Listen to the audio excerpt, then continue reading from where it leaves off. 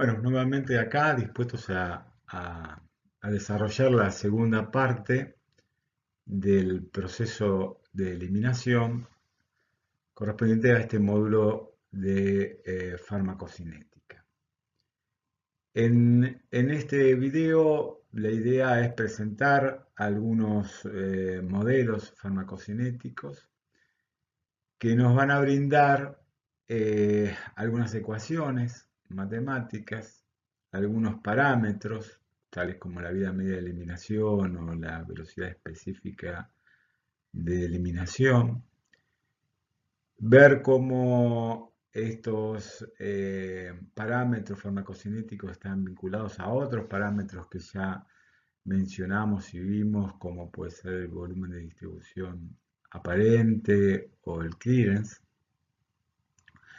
Y yo sé que en general al estudiante de medicina una ecuación matemática le genera cierta resquemor, pero bueno, esto es así y nos cabe mostrarles cómo uno puede, o sea, cómo se encara el tema para llegar a conocer estos parámetros que van a ser de utilidad a la hora de dosificar y de comprender cómo es el proceso de eliminación. Bueno, esta figura ya la hemos visto, tiene como objetivo representar los distintos procesos farmacocinéticos que vamos describiendo a lo largo de esta cursada. Habíamos hablado del proceso de absorción, como el pasaje del fármaco desde el sitio de administración a la circulación sistémica. Habíamos dicho también que una vez que el fármaco está en la circulación sistémica, se puede distribuir a otros tejidos y órganos y puede ser eliminado. Habíamos definido la distribución como el proceso en el cual el fármaco pasa de la circulación sistémica a los líquidos intersticiales e intracelulares de los distintos tejidos, que este proceso dependía de varios factores. Uno de ellos era el grado de perfusión de esos tejidos y órganos, que lo habíamos ejemplificado, para su división lo habíamos definido como compartimento central y compartimento periférico. Y también habíamos hablado de esta simultaneidad, una vez que el fármaco llega a circulación sistémica, del proceso de los procesos de eliminación y excreción. Acá lo que es importante en este video es que vamos a realizar determinados análisis referidos a qué es lo que vemos en el plasma, cómo varía la concentración plasmática del fármaco en el tiempo. De esa representación cartesiana, nosotros vamos a sacar varias conclusiones que la vamos a ir viendo a lo largo de este video. Sé que el tema les resulta áspero, pero bueno, tómenlo con tranquilidad y después vamos a ir seleccionando aquellas, diríamos, ecuaciones que nos permitan, diríamos, definir conceptos para poder entender la farmacocinética y realizar algunas aplicaciones. Esta diapositiva es una nota marginal, eso significa que lo que pretendo es que ustedes recuerden o recuperen la situación, algunos elementos de la matemática. Nosotros habíamos visto que en un proceso en el cual veíamos concentración plasmática en función del tiempo cómo variaba la concentración plasmática del fármaco en el tiempo. Para una administración intravenosa, la curva tenía esta forma, donde ya no había proceso de absorción, el fármaco se ponía, se colocaba directamente en circulación sistémica y de ahí se distribuía y de ahí se eliminaba.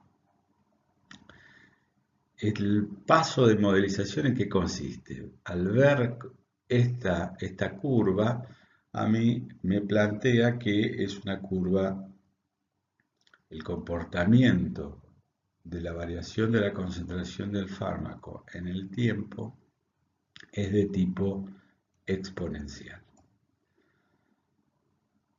Que sea exactamente así, y no, pero se aproxima. Y eso a mí me da la posibilidad, si el modelo ajusta, que esa ecuación, encontrar una ecuación exponencial que a mí me sirva justamente para predecir comportamientos y para definir parámetros del fármaco, para hacer cálculos con los cuales puedo lograr predecir determinadas, como dije, comportamientos del fármaco. Y matemáticamente, ¿qué pasa? Esta función exponencial, si yo la represento como logaritmo, vamos a poner logaritmo natural o logaritmo decimal, en este caso, vamos a poner logaritmo decimal. El logaritmo decimal de la concentración plasmática en función del tiempo, estos mismos datos que acá me representan una función exponencial, en forma logarítmica me representa una recta. O sea que el planteo de esto es poder ver que la función exponencial transformada a logarítmica, lo que acá veo como este tobogán, de alguna manera, acá voy a ver una recta concreta.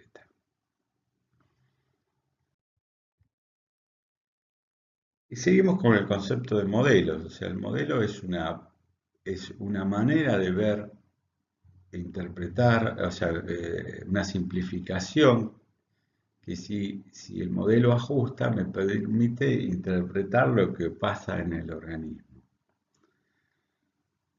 Entonces una posibilidad ¿cuál es? Es plantear que el proceso farmacocinético se da en un solo compartimento. O sea, voy a plantear lo que se conoce como modelo monocompartimental. ¿Qué es? Bueno, lo que tenemos acá.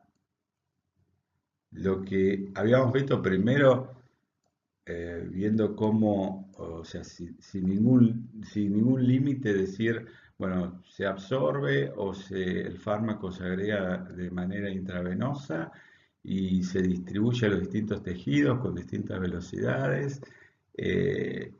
Y después dijimos que aquellos que estaban en el compartimento central lo hacían en una velocidad muy rápida porque estaban muy perfundidos, casi de manera instantánea, una vez que llevaba el fármaco a la circulación sistémica, y que había otros órganos que formaban el compartimento periférico, que los fármacos les llegaban más lentamente. Bueno, todo eso que va desde una situación real que ustedes pueden imaginar a simplificar que se distribuye de forma diferente, a velocidad diferente en el compartimento central que en el compartimento periférico, también podemos imaginar que el fármaco, una vez que es depositado en el compartimento, la circulación sistémica, no hay compartimentos. O sea, yo observo simplemente lo que ocurre en la sangre,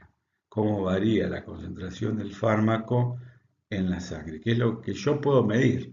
No puedo meterme en cada uno de los tejidos para ver cuál es la concentración del fármaco en cada uno de los tejidos. En este modelo es válido tratarlo como un solo compartimento si la disminución del fármaco depende fundamentalmente de la velocidad de eliminación. Entonces, nosotros consideramos que administramos un fármaco, consideramos que todo el organismo es un único compartimento y lo que vamos a ver es esto. Vamos a ver la típica curva de administración intravenosa o la que presentamos como curva tipo, en el cual la variación de la concentración plasmática del fármaco en el tiempo disminuye de forma exponencial. ¿Por qué? Porque es eliminada.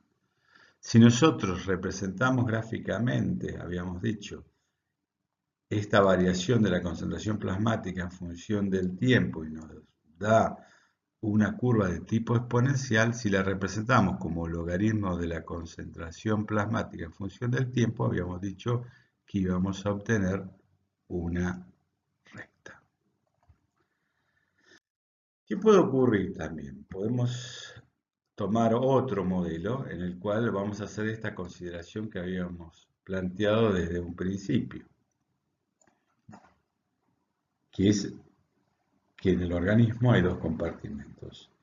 Uno en los cuales los tejidos, los del compartimento central, donde una vez que el fármaco llega a la circulación sistémica, llega al mismo tiempo casi a esos órganos, y otro compartimento que es el periférico, donde se distribuye a una velocidad menor por ser menos perfundidos. Es un modelo, tenemos el modelo monocompartimental y tenemos el bicompartimental, y podría ocurrir que para otro fármaco podamos poner otro compartimento, o 3 o 4, o sea, hasta donde la matemática pueda resolver o darnos alguna explicación. Pero nosotros nos vamos a quedar con estos dos modelos. En el modelo bicompartimental, la disminución de la concentración del fármaco va a depender no solo de la velocidad específica de eliminación, sino también de la distribución. Vamos a ver a lo largo de la curva algo que a mí me indique que la distribución también, diríamos, juega un rol en la disminución de la concentración del fármaco que yo observo en la sangre.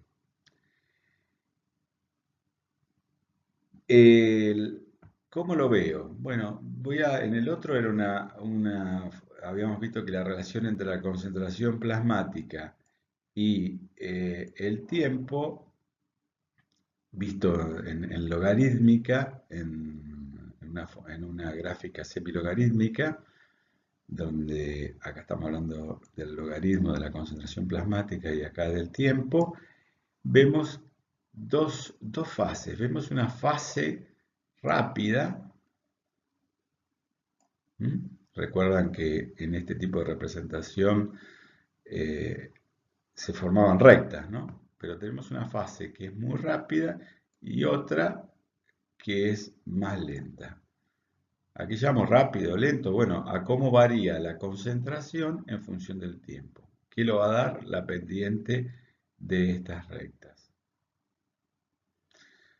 Entonces la pregunta es, ¿por qué esta primera fase o fase alfa, como se da por llamar, es más rápida? Porque en esta fase la concentración del fármaco en el plasma no depende solamente de la eliminación, como está puesto ahí arriba, sino también que depende de la distribución. O sea, cuando llega el fármaco a la circulación sistémica, la variación de concentración del fármaco en una primera etapa, los primeros tiempos, va a depender de la velocidad con la cual se distribuye y de la velocidad con la cual se elimina. Por eso se hace más rápida. Llega un punto en el cual, diríamos, el proceso de eliminación va produciendo una disminución de la concentración del fármaco en el plasma, y ya son los tejidos los que empiezan a ceder el fármaco que tomaron y se hace un proceso de eliminación como en el modelo monocompartimental. Y estamos observando esta etapa.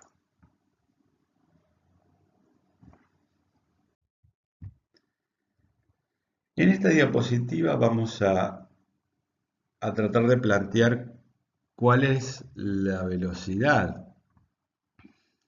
con la cual se elimina un fármaco, porque nosotros estamos viendo qué es lo que estamos midiendo, como dijimos varias veces, lo que ocurre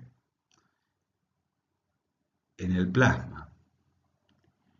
Y acá les pido que recuperen también algunos conceptos que fijaron o que se trataron en bioquímica, cuando se vio cinética enzimática, en la cual se habló de cinética de orden 0 y de orden 1. Cinética de primer orden y cinética de orden 0. E imaginar qué pasaría si la eliminación de un fármaco se diera con una cinética de orden 0. ¿Qué ocurriría? ¿Qué pasaba en la cinética de orden 0? ¿Se acuerdan en la curva de Michaelis-Menten, en la cual ustedes representaban concentración del sustrato en función de velocidad? Y tenían para el modelo, que también era un modelo de la curva de Michaelis-Menten, tenía una curva de ese tipo. ¿Qué decía? Que por encima de determinadas concentraciones la enzima se saturaba y la cinética era de orden 0, o sea que la velocidad se hacía constante, o sea, la velocidad de transformación del sustrato se hacía constante, no dependía ya de la concentración del sustrato, y teníamos una fase,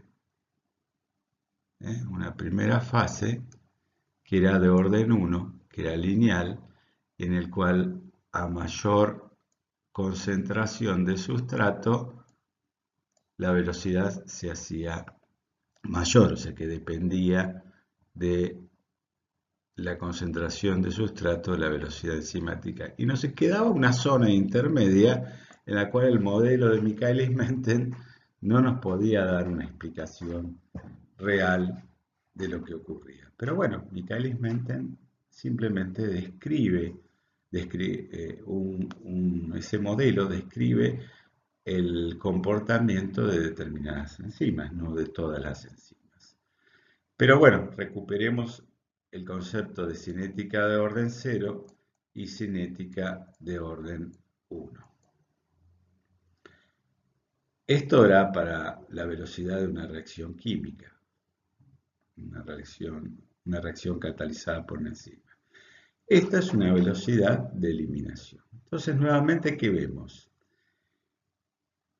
Habíamos dicho que la cinética de orden 0, en la cinética de orden 0, el número de moléculas que se elimina, sería en este caso, por tiempo, permanece constante. En esta que habíamos dicho, que la velocidad de reacción química no depende de la concentración del sustrato. La velocidad es constante y era la velocidad máxima. Esto es una enzima y habíamos visto que la eliminación también podía darse por metabolizaciones. Por lo tanto, puede ocurrir que en determinadas circunstancias veamos efectos saturables en los procesos de eliminación de fármacos. Ahora, ¿cómo lo representaríamos? Bueno, si yo tengo concentración plasmática del fármaco en función del tiempo, en una cinética de orden 0, ¿qué vamos a tener? Que la velocidad es constante Por lo tanto, vamos a tener una recta. No confundir con lo que habíamos hablado anteriormente, en el cual la recta era el logaritmo de la concentración plasmática en función del tiempo. Acá es la concentración plasmática en función del tiempo. Nos da una recta. ¿Qué significa? Que la velocidad de la reacción es constante. ¿Y cómo la vemos? Bueno, podemos ver acá. Para pasar de 80 a 60, nos llevó ¿cuánto? O sea, son 20 unidades de variación de la concentración plasmática en 2 horas. Si yo me vengo más acá y digo, para pasar de 40 a 20, la variación de estas 20 unidades, de la variación de concentración en el plasma de esas 20 unidades, ¿cuánto me demoró? También 2 horas. Por lo tanto, si yo considero que la velocidad es la variación de la concentración en función del tiempo, en esta zona, o en esta zona, o en cualquier zona a lo largo de esta recta, va a ser constante. Por lo tanto, la ecuación que me va a representar eso va a ser una recta, que va a ser de este tipo. La concentración plasmática a cualquier tiempo sería I, que va a ser igual a un valor constante, que es lo que se conoce como la ordenada al origen, que es la concentración plasmática a tiempo cero, que es 80 en este caso, menos, ¿por qué? Porque es decreciente, la concentración del plasma, del fármaco en el plasma va disminuyendo en un proceso de eliminación, es igual a una constante de eliminación que nos va a ser nuestra pendiente por el tiempo que a dónde lo medimos, en el eje X. O sea, nosotros una cinética de orden 0 en un proceso de eliminación va a estar representado por una ecuación de este tipo que es una recta. Ahora, ¿qué pasa si la cinética es de orden 1? La cinética de orden 1 habíamos dicho que la velocidad, ustedes habían visto en cinética enzimática, que la velocidad iba aumentando en la medida que aumentaba la concentración de sustrato. O sea, era dependiente de la concentración del sustrato. Ahora, si yo tengo una curva de eliminación de este tipo, como habíamos visto en la intravenosa, en la cual tenemos concentración plasmática en función del tiempo, y nos da una curva de este tipo que habíamos dicho que podíamos aproximarla, podíamos plantearla para un modelo, para un determinado modelo, como puede ser el monocomportamental, como una función exponencial. ¿Qué tenemos? Que la velocidad de eliminación es mayor cuando las concentraciones en el plasma del fármaco son mayores. ¿Cómo lo vemos? Bueno, vamos a tomar qué es lo que ocurre acá. Fijémonos acá. Acá la concentración va variando permanentemente. ¿Cómo va variando? Bueno, vamos a tomar este ejemplo. Vamos a tomar un punto y vamos a considerar que como va variando punto a punto, vamos a considerar la velocidad como la pendiente de la tangente, como está puesto acá en rojo, de la tangente en ese punto. ¿Cómo varía la concentración respecto al tiempo en este punto? De esta forma. Ahora, si me vengo acá, ¿cómo varía la pendiente? Y varía de esto para el mismo periodo de tiempo. O sea, la velocidad va a estar dada por la pendiente de la recta tangente en ese punto. ¿Y qué es lo que vamos viendo? Que la velocidad va disminuyendo punto a punto. La velocidad 1 es mayor que la 2. Y si yo tuviera una velocidad acá, esta velocidad sería mayor que la 1 y que la 2. Como va variando punto a punto, ahí tengo que aplicar lo que es el cálculo diferencial, lo cual no nos vamos a meter. El cálculo diferencial nos plantea que la velocidad es la derivada de la concentración con respecto al tiempo. ¿Por qué? Porque es algo que es punto a punto. A medida que pasa el tiempo, eso va ocurriendo instante a instante.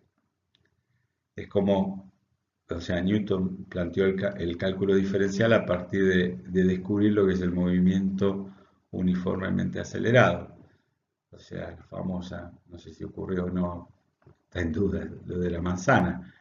O sea, vio que cuando caía un cuerpo, la velocidad de caída de ese cuerpo se iba haciendo mayor instante a instante.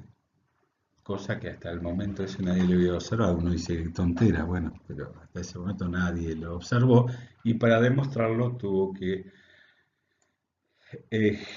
diríamos, desarrollar el cálculo diferencial. La resolución de esta ecuación diferencial nos da estas dos formas que son iguales, porque una es una forma exponencial y otra la forma logarítmica.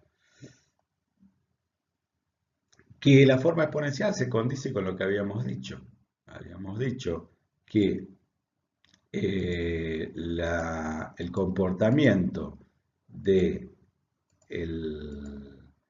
de la disminución del fármaco, de la conservación del fármaco en el tiempo, para una cinética de orden 1, como la habíamos ejemplificado en el modelo monocompartimental, o después vamos a ver que parcialmente, o sea, a partir de la fase de eliminación en el modelo bicompartimental, es de tipo exponencial. O sea, es esta representación, es la que nosotros utilizábamos para ejemplificar el proceso de eliminación de un fármaco que fue administrado por vía intravenosa.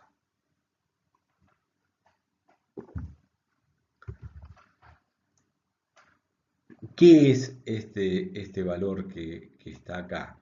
Esto que damos por llamar constante de eliminación. Para esta ecuación sería la pendiente de esta recta, ¿no? Esto sería I, esto sería A, la ordenada al origen, esto sería X y esto sería la pendiente, lo que tenemos acá. Pero ¿qué significado tiene? La constante de eliminación es la proporción del fármaco eliminado por unidad de tiempo. Mide la velocidad con la que un fármaco se elimina del organismo. Si tenemos una constante de eliminación de 0,01 hora a la menos 1, esto significa que se eliminará un 1% de fármaco por cada hora. ¿Y por qué parámetros está representada esta constante de eliminación? Por dos parámetros que ya los mencionamos y que ustedes conocen. La constante de eliminación es directamente proporcional al clearance. Ustedes se imaginan el clearance, o sea, es directamente proporcional al clearance. Cuanto más clearance, mayor es el número de clearance, mayor es la velocidad, o sea, es la forma en la cual se elimina. E inversamente proporcional a el volumen de distribución aparente, que nos daba una medida de qué, de qué preferencia tenía el fármaco en su ubicación, en su distribución. Habíamos hablado de fármacos con volumen de distribución de 5 litros, entonces decíamos que tenía tendencia a quedarse en sangre, o habíamos hablado de volúmenes de distribución de 500 litros, donde decíamos que tenía tendencia a distribuirse o pasarse a los líquidos intersticiales e intracelulares de diferentes tejidos. Esto ustedes traten de pensarlo y conceptualizarlo de una manera, diríamos, sin mayores rebusques. Entonces, la constante de eliminación es directamente proporcional al clearance. Recuerde que el clearance, desde el punto de vista farmacológico, está referido a todo lo que tiene que ver con la eliminación renal, hepática, pulmonar, etcétera. Acá vamos a ejemplificar el concepto de constante de eliminación. Acá decimos que se administra un fármaco por vía intravenosa, 1000 miligramos, y que tiene una constante de eliminación de 0,15. ¿Qué significa? Significa que por hora se va a eliminar el 15% de ese fármaco.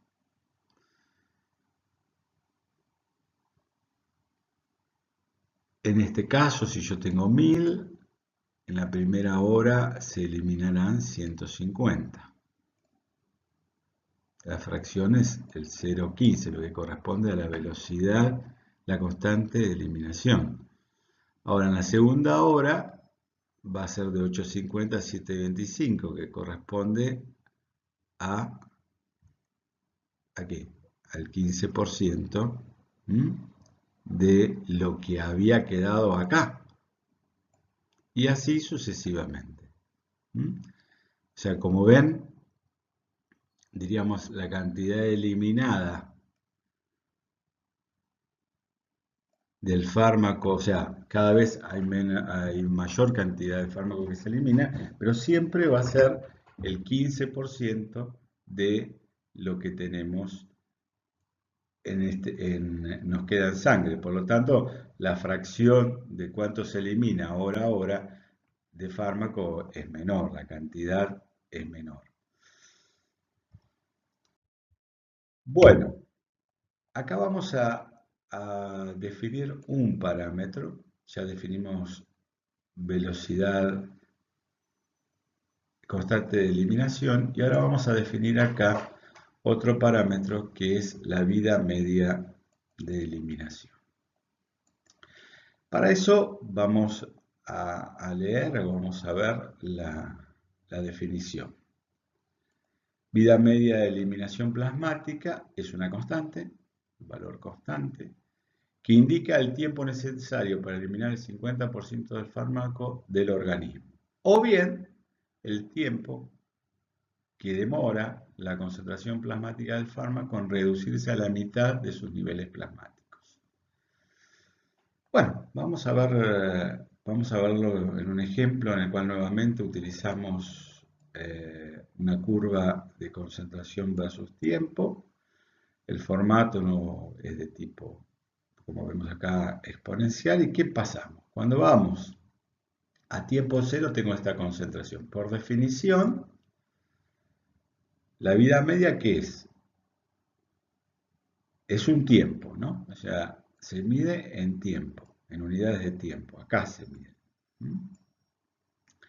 Es el tiempo necesario para que se reduzca a la mitad la concentración plasmática del fármaco. Entonces, tengo inicialmente esta concentración, la mitad es esta, por lo tanto, el tiempo que demoró para pasar de este punto a este punto es este tiempo. Ahora pasamos de este valor que tenemos acá a la mitad del valor este, es este. Para pasar de este punto a este punto, el tiempo es este.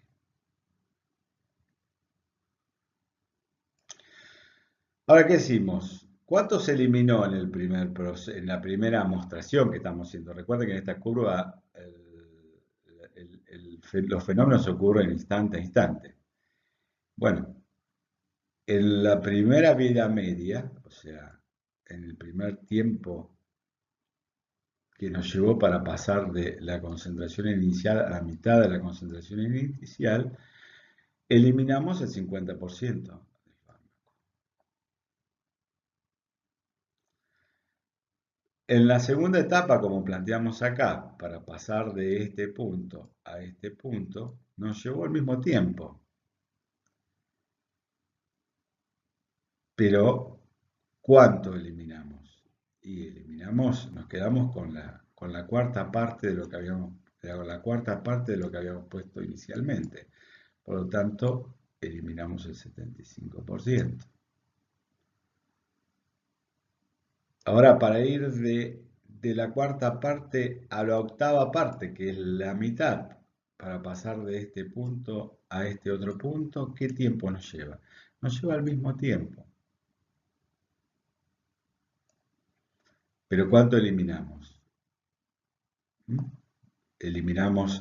Teníamos eliminado el 75, nos quedaba la cuarta parte, la mitad de eso nos da que eliminamos en ese punto el 87,5. Y si seguimos así, a la cuarta vida media, transcurrida la cuarta vida media, eliminamos el 93,75%. Entonces, esto ya nos empieza a dar que es cierto, es un valor que es constante, medido en unidades de tiempo, esta vida media. Pero acá, ¿esto es válido en qué condiciones? Bueno, vamos a imaginar que esto habíamos dicho que era una cinética, era representativo de una cinética de primer orden, ¿no?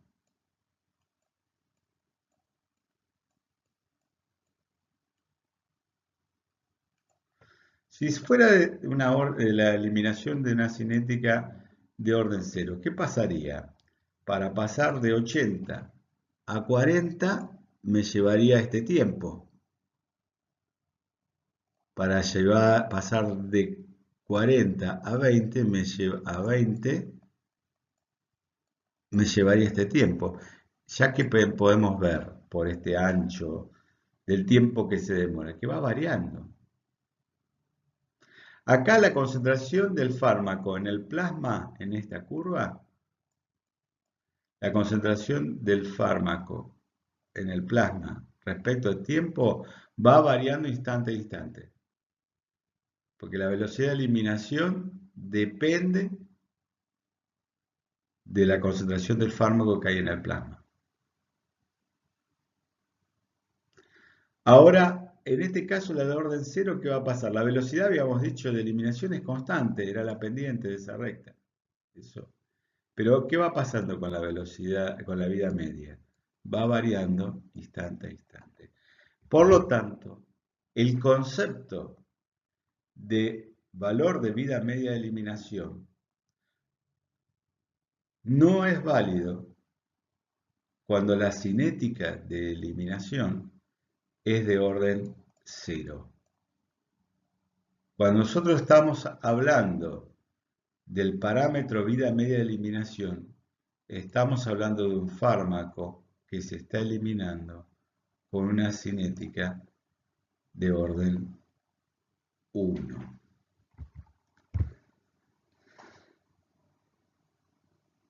¿Y cómo surge este parámetro? Bueno, si nosotros, esto no voy a entrar en detalle, si ustedes quieren lo pueden ver o lo pueden consultar, lo podemos ver.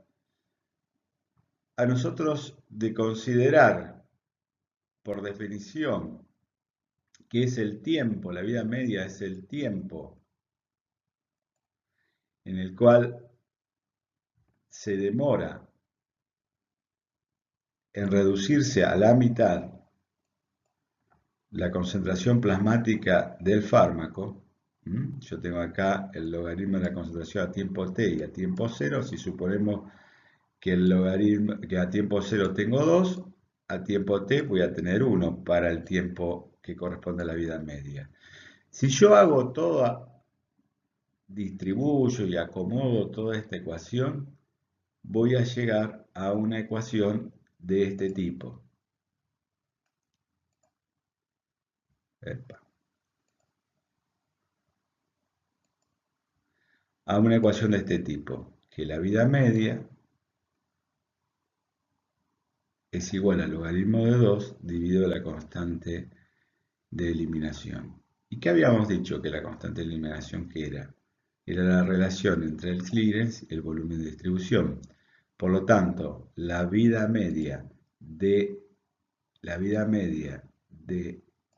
eliminación la podemos calcular con esta ecuación. La vida media de eliminación es igual al logaritmo natural de 2, que es un valor numérico constante,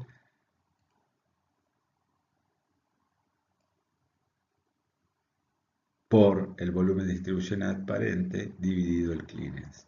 Yo lo que pretendo que ustedes tomen esto como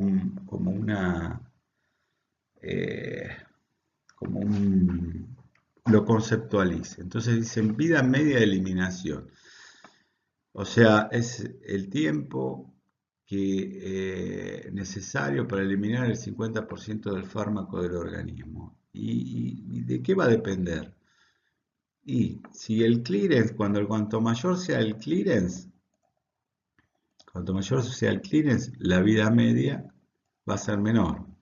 Cuanto mayor sea el volumen de distribución aparente, la vida media va a ser mayor. Entonces tomen el concepto de cada uno de esos parámetros, volumen de distribución aparente y clearance, y relacionen con la vida media de eliminación, pero conceptualícenlo, eso es lo que yo les pido. Eso después hay ejercicios en los cuales vamos a hacer algunos cálculos. Y otra cosa que me gustaría que conceptualicen es mirar esta gráfica, mirar cualitativamente, apliquen el concepto de vida media, ¿no? El tiempo necesario para que se reduzca a la mitad de la concentración, y no lo van a necesitar usar ecuaciones tan complejas. Lo que nosotros vamos a pedir es que ustedes conceptualicen el término de vida media de eliminación y que es aplicable a una cinética de orden 1. Acá podemos también con la misma gráfica hacer la misma observación. Si doy 1000 miligramos, ¿cuál será la vida media más o menos de este fármaco? Y el tiempo necesario que me lleve a reducir a la mitad, o sea, eliminar la mitad de ese fármaco. Más o menos, vamos a poner que está en 522. Sería 500, pero 522 es válido. Por lo tanto, 4 horas me lleva esto. Eso sería el valor de vida media. ¿Y es cierto? Bueno, vamos a ver. ¿Qué pasa? A la hora hay 850. ¿Cuál sería el valor para reducirse más o menos a la mitad? 400. ¿Cuántos son? 4 horas. 700. 300 y pico, 4 horas. O sea, este proceso es una cinética de orden 1 y tiene un parámetro, que es una vida media de eliminación de aproximadamente 4 horas. Y vale eso, las 4 horas, porque no es que es un modelo, por lo tanto, en cada individuo la vida media de eliminación no va a ser estrictamente el valor que le da. Va a haber una aproximación a ese valor, pero va a haber siempre un más y un menos que va a depender de determinados factores, que es lo que vamos a ver. Ahora, también es importante que vuelvan para atrás en las diapositivas y nuevamente se fijen en la anterior y se planteen esa situación. Transcurrida la primera vida media, se elimina 50%, la segunda vida, pasado 2 vidas medias, elimino el 75, pasado 3 vidas medias, el 83 y pico, y así sucesivamente.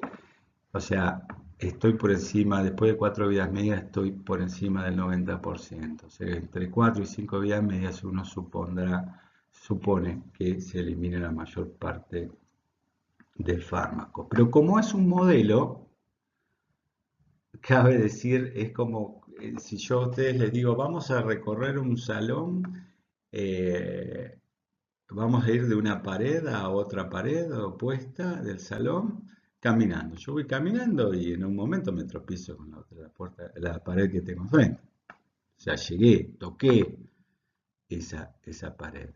Ahora, si yo propongo, vamos a ir recorriendo, vamos a ir hacia esa pared opuesta, recorriendo de a mitades el camino, teóricamente no llegaría nunca a la otra pared. Siempre va a haber una mitad de una mitad de una mitad. Y eso es lo que da idea de que eso es un modelo. Es un modelo. Utilizamos ecuaciones matemáticas, hacemos aproximaciones, hacemos consideraciones que hace que, en definitiva, teóricamente todo fármaco que entra a nuestro organismo, si se elimina por una cinética de orden 1, siempre quedaría alguna traza de ese fármaco en el organismo durante toda nuestra vida. Y eso no ocurre. Bueno, eso es la diferencia, es para que ustedes comprendan que un modelo nos sirve para comprender un determinado fenómeno, pero no es lo que ocurre exactamente dentro del organismo. Nos permite comprender, interpretar el fenómeno, obtener parámetros para poder predecir determinados fenómenos que pueden ocurrir dentro del organismo. Eso yo creo que es un concepto que uno tiene que tener, porque si no uno cree que es así, como pasaba, como les decía, con el modelo de Michaelis-Menten. O sea, uno cree que las enzimas funcionan así. No, da una explicación. Ahí hay un rango de concentraciones en el modelo de Michaelis-Menten que no ajusta con la realidad.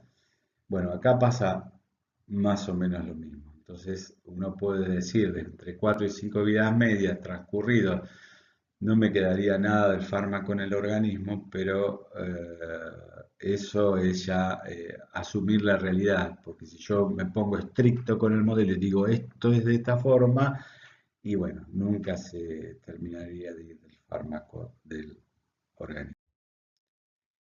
¿Qué puede ocurrir con el fármaco? Y eso después lo van a ir viendo, lo van a ver en la práctica. Puede ocurrir, nuevamente viendo la concentración de fármaco en el plasma en el tiempo, puede ocurrir que haya una primera fase, si la eliminación se da por procesos saturables, donde la cinética sea de orden cero, la concentración va bajando, la concentración va disminuyendo del fármaco a velocidad constante, pero a partir de determinado punto, la cinética se hace de orden 1. Imagínense una metabolización en la cual se satura las enzimas y bueno, la primera fase de eliminación, en lo cual va a ser la variación de concentración de plasma en el tiempo, o se haga a través de transportadores, o sea, proceso de secreción, por ejemplo, va a ser a velocidad constante y después, o sea, una cinética de orden cero, y una vez que pasó una concentración en la cual ya no se da más la saturación, la cinética se va a hacer de orden 1. Estos van a ver algunos ejemplos, uno de ellos es el etanol. Bueno, en esta diapositiva vamos a considerar distintos factores que pueden afectar la vida media de eliminación. Algunos ya los conocemos, hemos hablado. No tenemos que olvidar o tenemos que recordar que la vida media de eliminación es directamente proporcional al volumen de distribución aparente e inversamente proporcional al clearance. Por lo tanto, vamos a hacer algunas consideraciones como que son factores que son dependientes del paciente, factores genéticos, factores ambientales que pueden afectar esta vida media de eliminación.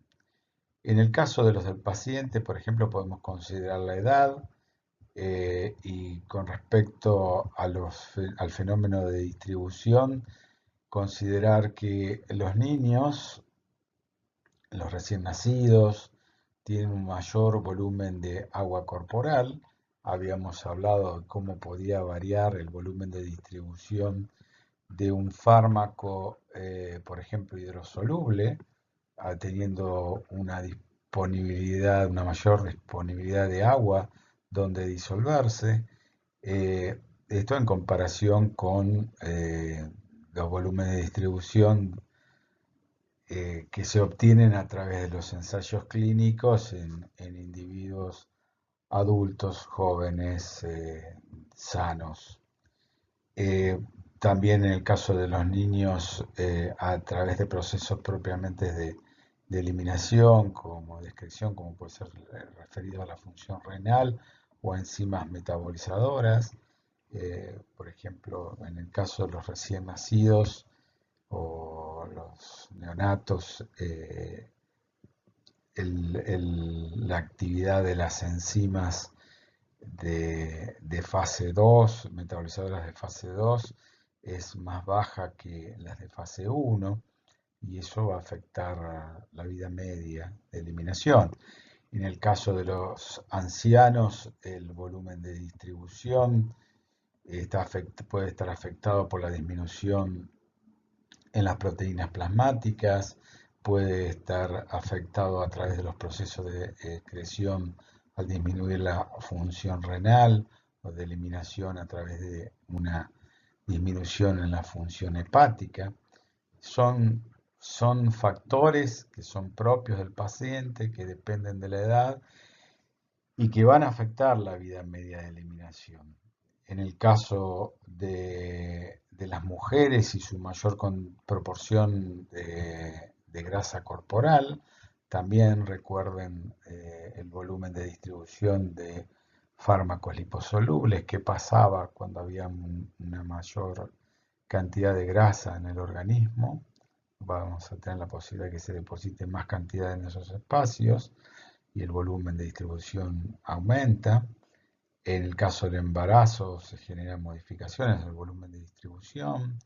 En situaciones patológicas o fisiopatológicas, como en el caso de la insuficiencia renal y las alteraciones en los procesos de eliminación por filtración o por secreción, en el caso de la insuficiencia hepática y la disminución de las actividades metabolizadoras, en el caso de la insuficiencia cardíaca, que puede verse afectado por distintas razones el volumen de distribución o puede ser afectado el volumen de la perfusión a través del órgano metabolizador y disminuir, diríamos, la metabolización, o sea, hay efectos que en algunos casos, en el caso de insuficiencia cardíaca, como dijimos, pueden hasta compensarse, pero bueno, son factores que afectan y que tienen que ir tomando ustedes uno por uno, después en la práctica algunos lo vamos a ir discutiendo, para que vean de qué manera se afecta la vida media de eliminación. Otro que también tratamos y consideramos son las interacciones farmacológicas. Habíamos hablado de fármacos inductores, fármacos inhibidores. En el caso de los fármacos inductores, hay fármacos o sustancias que producen un aumento de la expresión de las enzimas metabolizadoras, lo cual hace que la velocidad de eliminación sea mayor, por lo tanto la vida media de eliminación se va a hacer más corta. En el caso de los inhibidores, donde esos dos fármacos compiten por una misma enzima metabolizadora, vamos a encontrar que la vida media de eliminación se va a hacer mayor. la velocidad de metabolización va a disminuir, por lo tanto la vida media se hace mayor. Y en este caso, cuando hablo de interacción farmacológica, uno piensa en los fármacos que conocemos, que las guías de las distintas sociedades médicas nos van indicando que frente a una prescripción farmacológica, cuál es la mejor. Eh, Ustedes van a prescribir, pero sin embargo existe el paciente, puede ocurrir que además de consumir el fármaco que ustedes le prescribieron, consumen, por ejemplo, o utilizan medicamentos, diríamos, de medicinas alternativas, como puede ser el uso de plantas medicinales, las cuales también van a generar interacciones o pueden generar interacciones farmacológicas y a ustedes desorientarlos si el paciente ustedes no le hacen un buen interrogatorio, le generan una buena confianza, una buena relación de confianza para que les cuente qué es lo que están consumiendo, a veces no lo cuentan porque tienen miedo que lo reten y otras veces simplemente no lo cuentan porque hay un concepto cultural de que si es natural, es bueno ya por sí y que es inocuo, y sin embargo el uso de plantas medicinales puede llevar a que se generen interacciones de tipo de inhibiciones, efectos de inhibiciones o de inducciones que pueden conducir al fracaso en el tratamiento o a conducirlo a situaciones no deseadas que ponen en riesgo la salud del paciente. Por eso es importante indagar eso, indagarlo con mucho respeto para que ustedes puedan asegurar el éxito de su prescripción, de su indicación. Hay otros factores que son dependientes, son de tipo genético, que ya también estuvimos hablando, de los cuales mencionamos el polimorfismo genético y explicamos de alguna manera cómo hablábamos de metabolizadores ultra rápidos, rápidos, intermedios, lentos. Obviamente la vida media va a depender de la actividad de esas enzimas metabolizadoras. También hablamos de factores epigenéticos que pueden afectar también estas enzimas metabolizadoras eh, y generar, diríamos, cambios en la vida media de eliminación. Respecto a los factores ambientales, son muy variados. Uno de ellos a destacar es la dieta. Eh, Existen inhibidores de enzimas metabolizadores, como es el caso de la cafeína, y entonces va a depender o puede ser significativo o no, no significa que existe, va a haber cambios significativos, diríamos, en la vida media de eliminación de un fármaco porque le guste más el café o no. Café, a ver, café, té, mate, todos tienen cafeína, ¿no?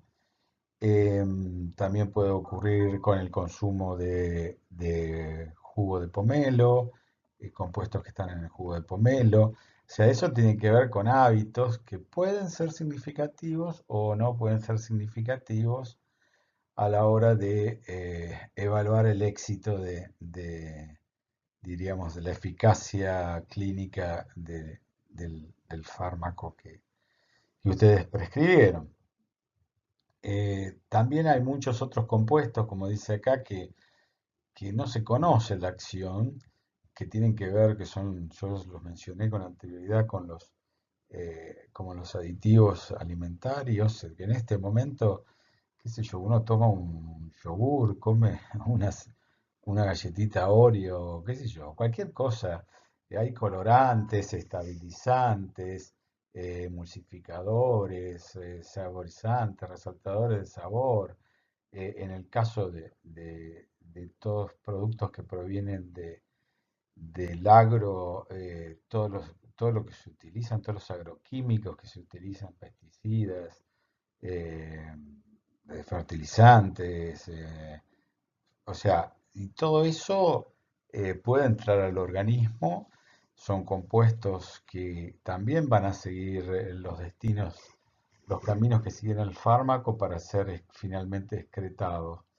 Eso puede generar interferencias o no, y todo va a depender de la calidad de esos aditivos, del contenido de agroquímicos que tenga un alimento, de la susceptibilidad del- del- del paciente, eh, pero puede modificar o no la vía de eliminación, puede afectar a la eficacia del tratamiento.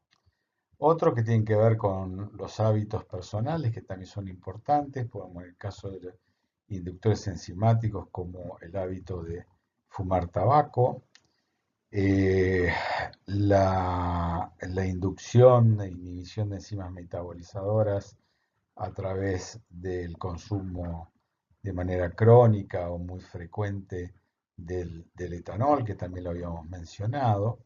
Y hay otros que no están estudiados, pero que van a, se están estudiando porque lo que pasa es que siempre el rango terapéutico es muy amplio, lo cual nos da un margen bastante importante para que pequeñas modificaciones en los procesos farmacocinéticos, diríamos, sigamos sosteniéndonos dentro de ese rango terapéutico y teniendo, diríamos, una respuesta farmacológica deseada. Pero también se desconoce o se están estudiando la influencia del calor, del frío, grandes alturas. Eh, sí es muy importante qué pasa frente a los contaminantes ambientales. No es lo mismo un paciente que vive en una zona del campo, donde a veces están más expuestos a los agroquímicos, que una persona que está cerca de un polo industrial.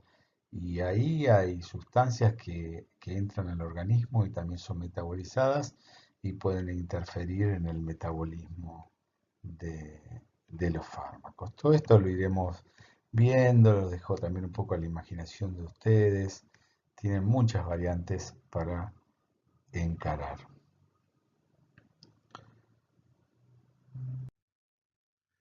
Dentro de las patologías que mencionamos que pueden afectar la vida media de eliminación y otros parámetros farmacocinéticos, tenemos a la insuficiencia hepática, perdón. Las actividades de las enzimas del citocromo P450 son relevantes para la eliminación de fármacos y se sabe que disminuyen en pacientes con cirrosis hepática. Varios estudios han informado del efecto de la cirrosis hepática sobre la actividad del citocromo P450, pero los resultados eh, son parcialmente contradictorios o contradictorios y falta eh, también estudiar algunas isoformas del citocromo P450 que no se consideraron. En esta diapositiva vamos a ver el resultado de un estudio cuyo objetivo fue investigar la actividad de las enzimas hepáticas del citocromo P450 en pacientes con cirrosis hepática con diferentes estadios definidos por un parámetro, por un score llamado CHIL, que se lo califica como, se le da un puntaje calificándolos como A, B, C, y de A hacia C, que va aumentando, diríamos, la intensidad de la insuficiencia hepática. En este trabajo vamos a tomar un solo fármaco que se realizó, que es el caso del omeprazol. Este fármaco, que lo vamos a ver más adelante en la cursada, está indicado para esofagitis por reflujo gastroesofágico, úlcera duodenal, úlcera gástrica benigna, úlcera gástrica y duodenal asociada a Helicobacter pylori y en algunas otras situaciones también patológicas. El mecanismo de acción es un inhibidor específico de la bomba de protones en la célula parietal. El omeprazol se metaboliza completamente en el hígado. Los dos principales metabolitos plasmáticos son el, el hidroxiomeprazol y el sulfón-omeprazol. En este primer caso, este citocromo genera una hidroxilación y en este caso oxida el azufre.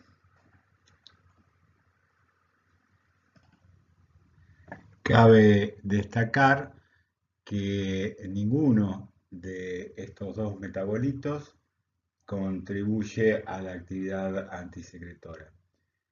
Y aproximadamente el 80% de una dosis administrada se excreta por la orina y el resto por la bilis.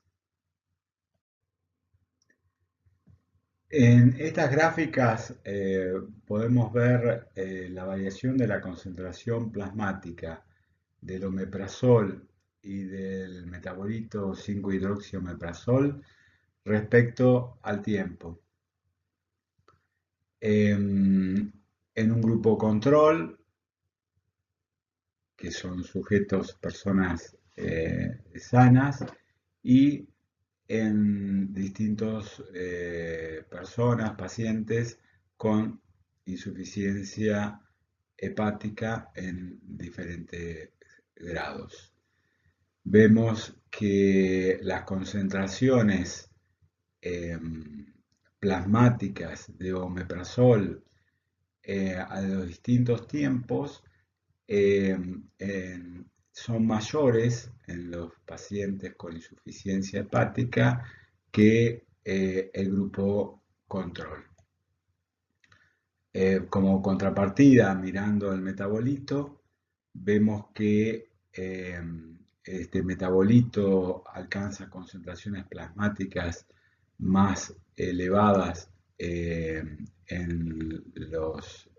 las personas sanas y en los sujetos con insuficiencia hepática tienen concentraciones plasmáticas mucho menores. Estos resultados permiten concluir que los pacientes con insuficiencia hepática tienen una menor actividad de las enzimas metabolizantes, que se traduce, por ejemplo, en un aumento de la vida media de eliminación.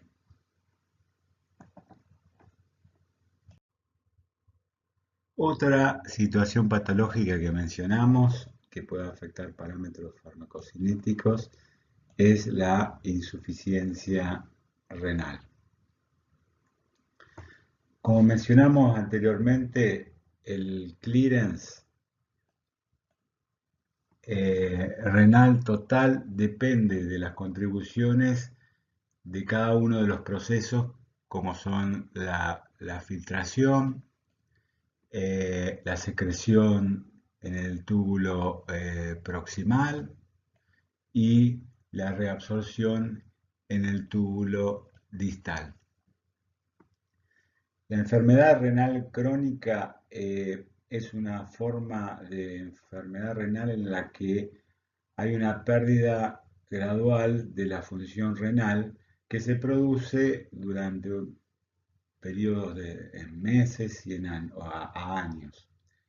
Aunque existen muchos sitios de metabolismo y excreción de fármacos, el principal órgano del metabolismo, como ya hemos dicho, es el hígado, mientras que el órgano encargado principalmente de la excreción es el riñón.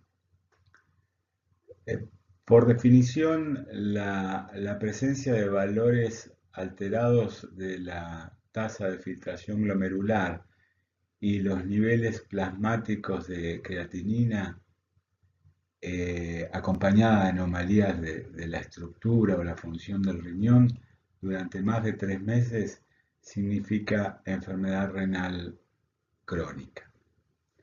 En esta figura podemos ver 3 fármacos.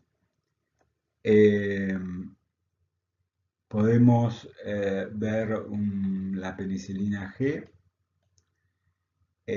la metformina y el fluconazol.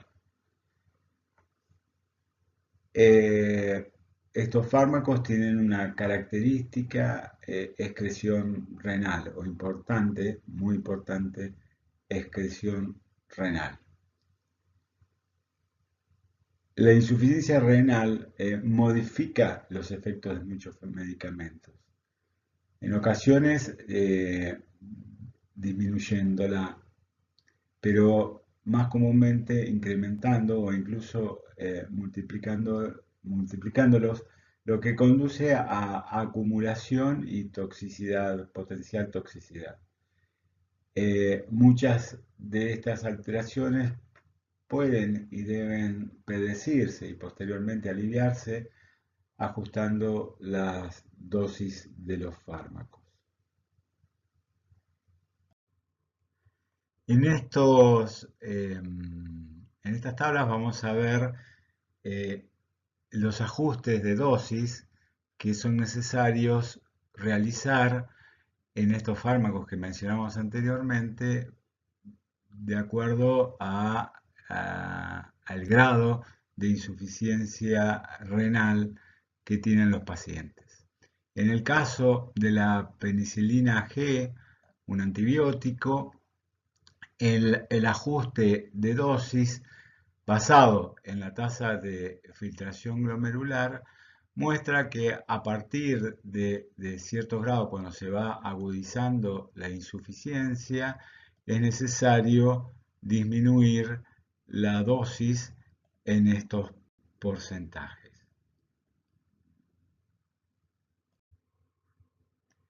Para el caso de la metformina, un fármaco utilizado para el tratamiento de la diabetes mellitus tipo 2, que después también vamos a ver en los trabajos prácticos correspondientes, se realiza o debe realizarse un ajuste de dosis, en este caso considerando puede ser también considerando los niveles de creatinina plasmática.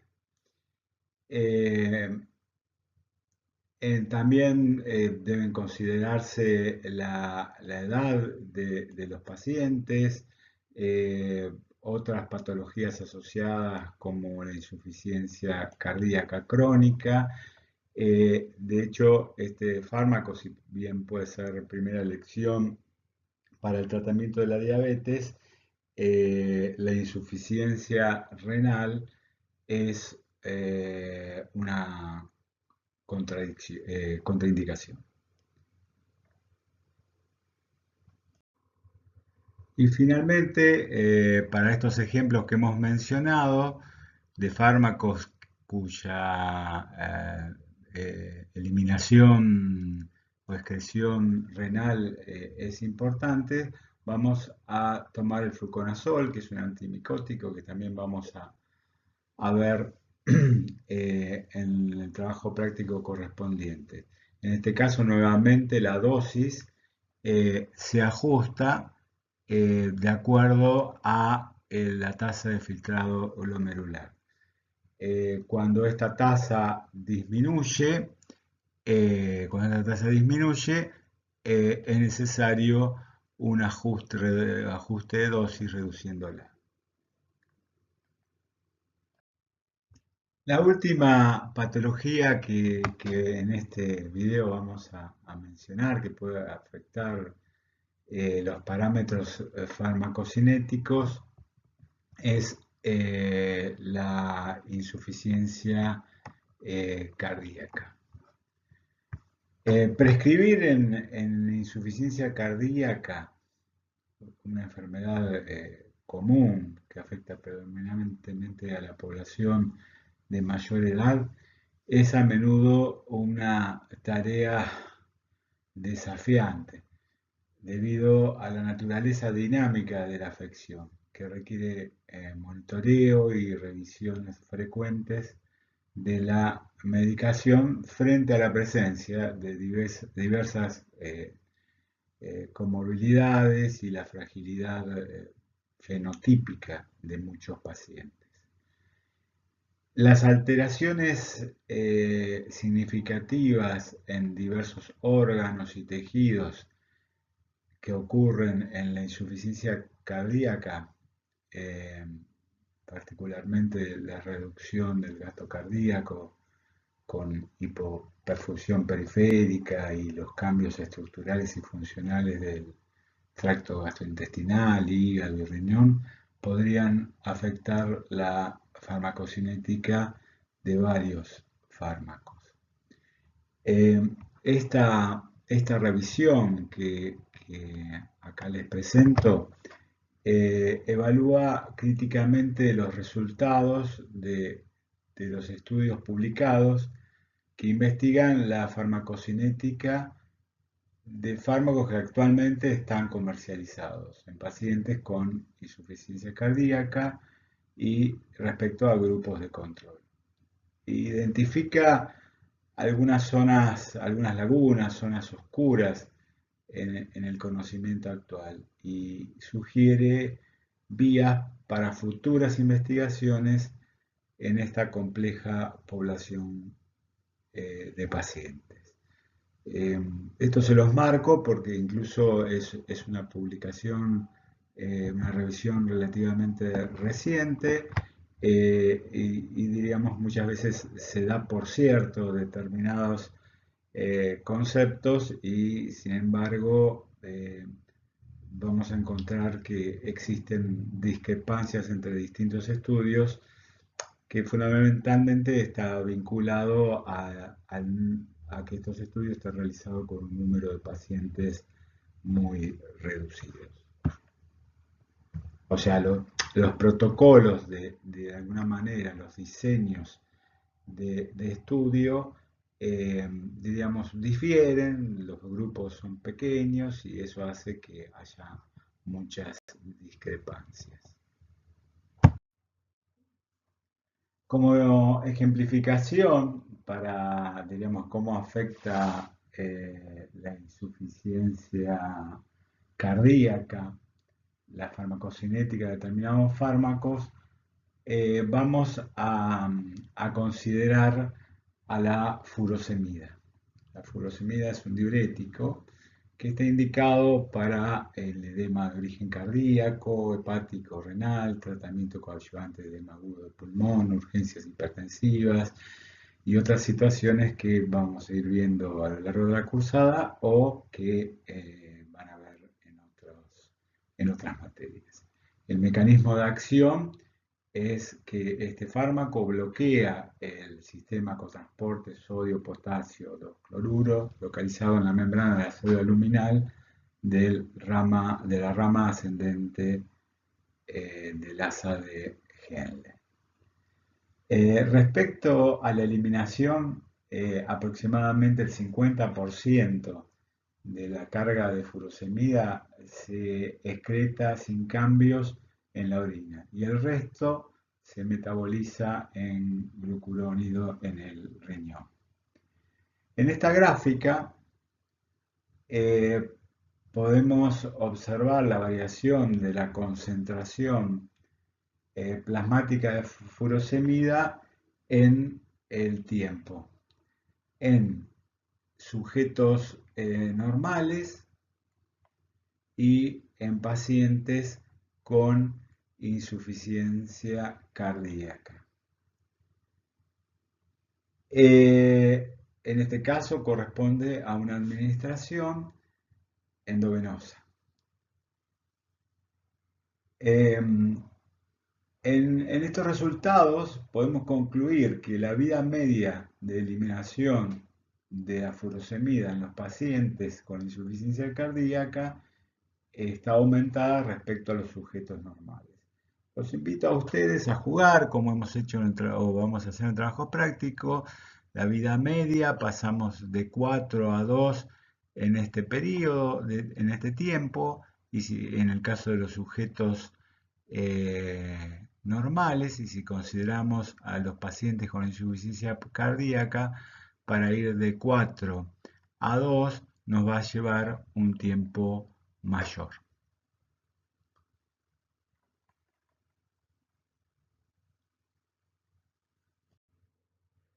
En esta tabla se nos muestran 3 estudios farmacocinéticos realizados en pacientes con insuficiencia cardíaca con la furosemida.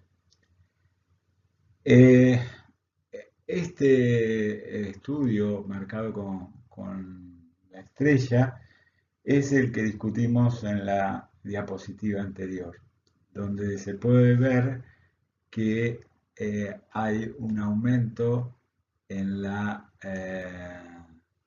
vida media de eliminación de la furosemida en los pacientes con insuficiencia cardíaca. Sin embargo, como podemos ver en las otras 2 investigaciones, respecto a la vida media, no hay diferencias significativas entre los pacientes sanos y los pacientes con insuficiencia cardíaca. Tampoco hay cambios en el volumen de distribución. Si analizamos todas las tablas de esta revisión, que analiza el comportamiento de muchos fármacos, encontraremos numerosas contradicciones y, como dije, lagunas o zonas sin explorar en el conocimiento digamos, de la farmacocinética en insuficiencia cardíaca. Lo que, como les dije, sugieren los autores de esta revisión futuras investigaciones para esta, evidentemente, compleja población de pacientes. Bueno, con esta diapositiva damos por finalizada, diríamos, las áreas temáticas de farmacocinética que tienen que ver con los procesos de absorción, distribución y eliminación. Eliminación lo dividimos en 2 videos con una finalidad quizás más práctica. Y en la próxima tema de farmacocinética será el de dosificación, que de manera grabada va a estar a cargo de la doctora Dujmovic y en lo que hace a los seminarios teóricos presenciales a cargo de la doctora Brea y quien habla.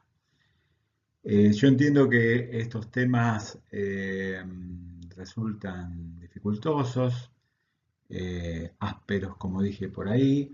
Bueno, pero les sugiero que hagan uso de todos los recursos que tienen, bibliográficos, los videos, las clases presenciales, y que cuenten con la ayuda de los docentes de sus comisiones y de los docentes encargados de las partes de las clases teóricas. Bueno, con esto entonces me despido y les doy muchas gracias por su atención y acepto, diríamos, sus refunfuñares con el tema.